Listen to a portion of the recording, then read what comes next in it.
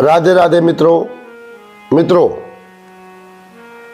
आज एक ऐसी कथा आप लोगों के सामने मैं प्रस्तुत करने जा रहा हूं जो लोग सोचते हैं कि हमारी संतान नहीं हो रही, हमारे रिश्तेदारों की संतान नहीं हो रही है,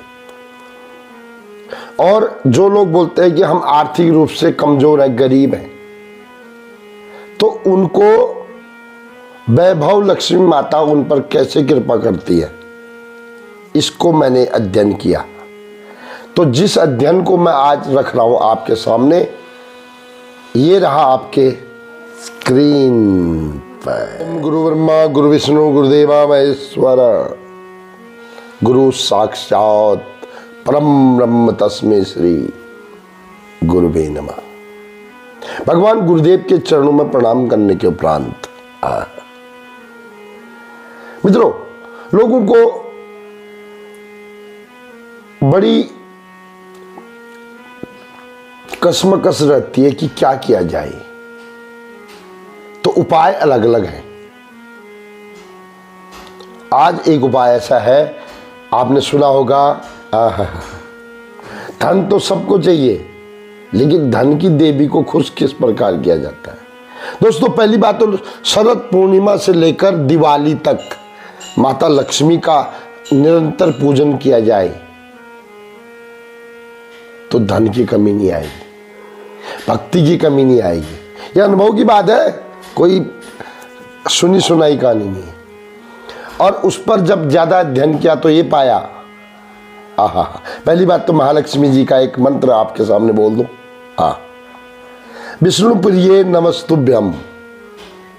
भगवान विष्णु की चरणों की सेवा करने वाली प्यारी माँ जगत जननी जगदम्बा, विष्णु प्रिये नमस्तुभ्यम नमस्तुभ्यम जगद्धते आर्तहंत्री नमस्तुभ्यम समृद्धम कुरु में सदा। समृद्ध माता लक्ष्मी तो वैसी भी बड़ी कृपालु, बड़ी दयालु है। आप करो विष्णु पुराण में माता लक्ष्मी का चरित्र देखना, माँ रोती है, बच्चों के लिए रोती है। वो थोड़ी सी भक्ति करने वाले के लिए वो रोती है, उसका दुख उससे दिखा नहीं जाता। दोस्तों, एक विधवा थी,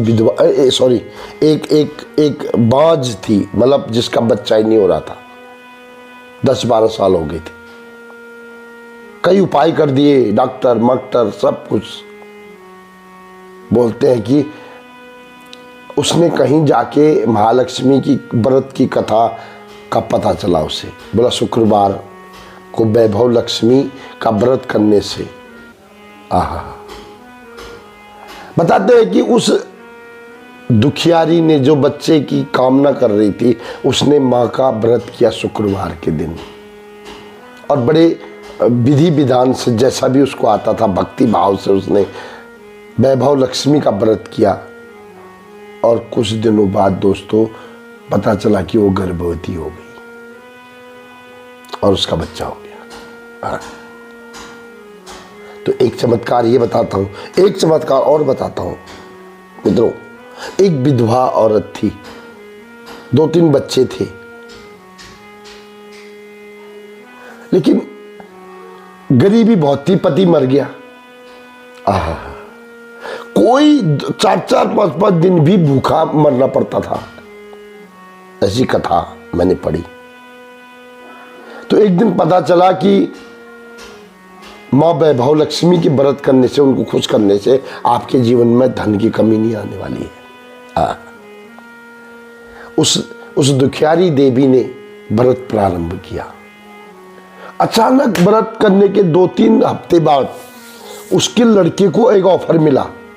बोला भाई कुछ होम डिलीवरी करके आ जा। और होम डिलीवरी में उसने अच्छा काम किया, तो उसको जो उसकी तनख्वाह थी उससे ज़्यादा थोड़ा मुनाफा और सेठ देता था, और उसका घर बढ़िया चलने लग गया। अचानक एक दिन क्या हो गया कि गलती से कोई कूपन ले लिया उसने लॉटरी का। दोस्तों, ये आज की बात नहीं, ये उस समय की बात है जब पैसे की बहुत वैल्यू हुआ करती थी। कहते हैं कि वो उस समय उस लॉटरी से उसके 50,000 रुपये भी मिल गए। देखो महालक्ष्मी माता ने कैसी अपॉर्चुनिटी, कैसा अवसर डाल दिया।